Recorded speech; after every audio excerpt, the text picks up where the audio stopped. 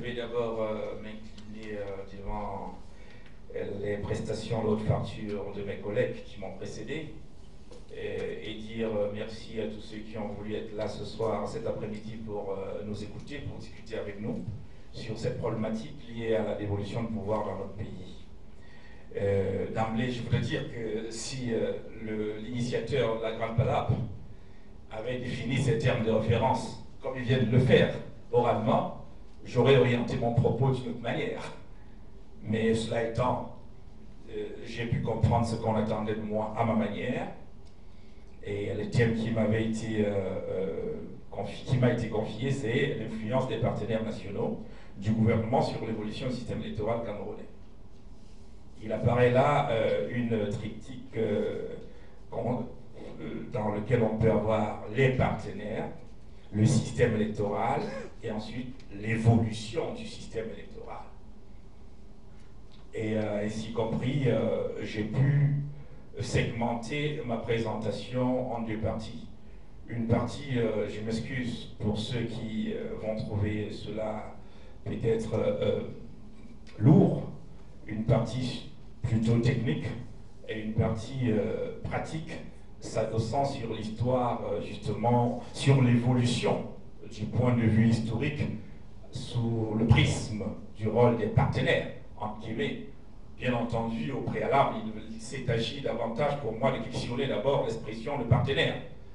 Mais comme le dernier intervenant avait pour thème, et sur la même présentation, les partenaires internationaux, j'ai cru comprendre que les concepteurs de la Grande Palabre voulaient parler, d'après le langage qui est le mien dans ce cas, des acteurs locaux. Et quand on voudrait donc dire partenaire, cette fois-là, j'entendais donc partenaire du gouvernement, c'est-à-dire tout ce qui est au niveau national, externe au gouvernement, en tant que groupe structuré, susceptible de contribuer à l'évolution du système électoral camerounais. Et conçu comme cela, et accepté comme cela en termes de définition, c'est-à-dire que partenaire s'entendra ici comme acteur électoraux au niveau national.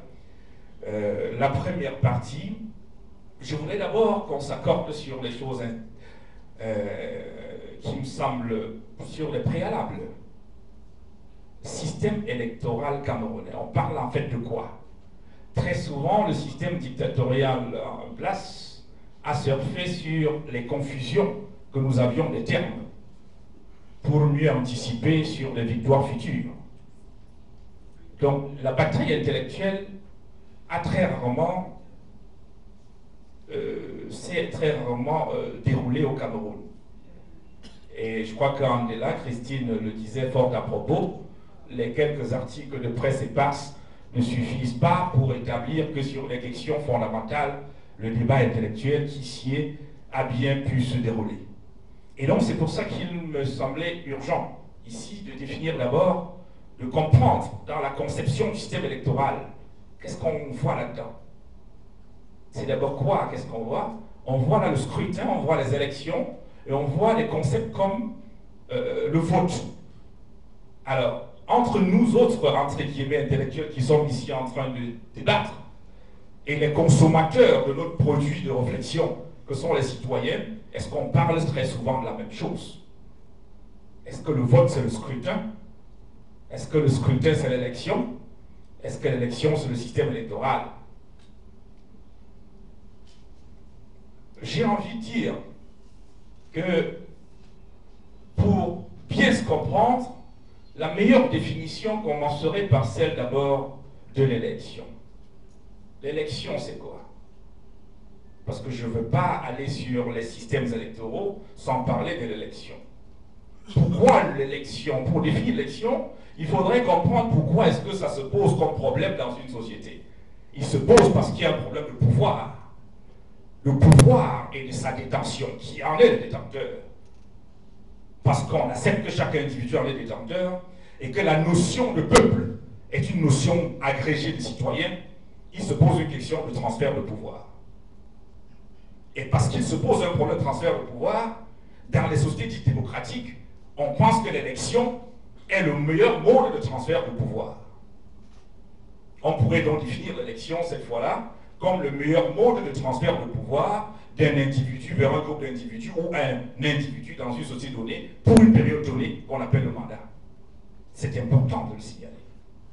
Donc, la grande question, c'est comment Kamanga fait pour que le pouvoir qui est son pouvoir, il le transfère à un mec qui va aller au Parlement, encadrer la société, donc légiférer en son nom.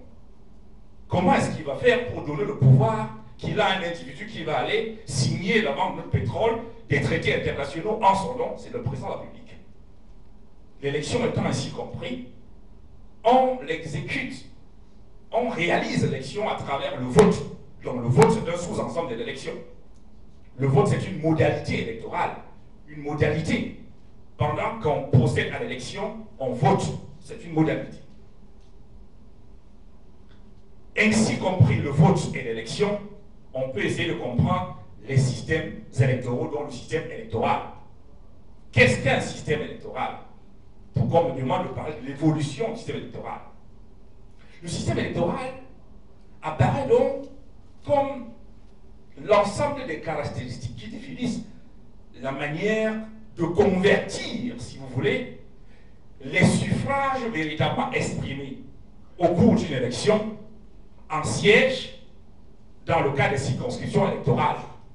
Étant entendu que pour l'élection présidentielle, par exemple, la circonscription électorale, il n'y en a qu'une, qui est le Cameroun. Pour les autres élections, ça dépendra du type de circonscription et du type de siège qu'il y aura. Donc c'est ça le système électoral. Ça met donc en parallèle, d'une part, un encadrement juridique, qui est donc consacré par ce qu'on appellera le droit électoral, et d'autre part, les acteurs électoraux et leur rôle dans la mise en branle de cette mécanique juridique. Donc il y a deux éléments